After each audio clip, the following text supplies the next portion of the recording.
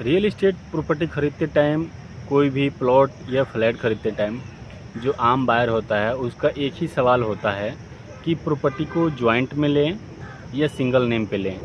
और अगर joint name पे लेते हैं तो उसका क्या क्या बेनिफिट है, सिंगल नेम पे लेते हैं तो क्या बेनिफिट है।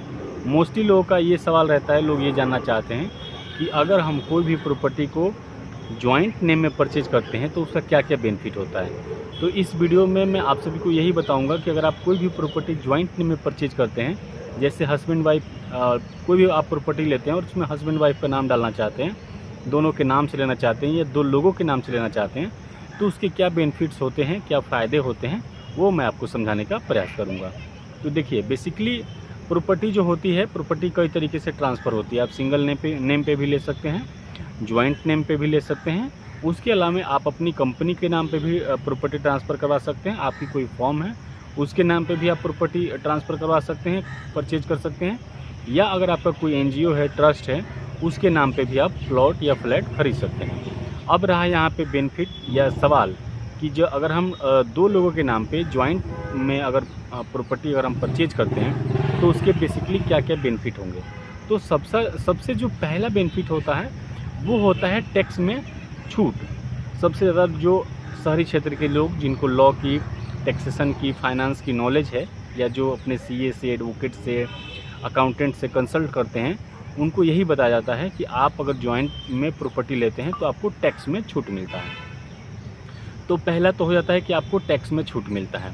दूसरा, आपको रजिस्ट्री का जो ट्रांजैक्शन होता है, जो रजिस्ट्री आपकी प्रॉपर्टी जो ट्रांसफ़र होती है, तो जो उसका परसेंटेज होता है वो जो होता है वो कम हो जाता है। जैसे सपोज कीजिए कि जो रजिस्ट्री का ट्रांसफ़र का जो फ़ी होता है, अगर आप सिंगल नेम पे लेते हैं तो वो 7% होता है, और अगर आप किसी महिला के नाम पे लेते हैं तो वो 5% होता है। अगर आप जॉइंट में लेते हैं तो 6% होता है।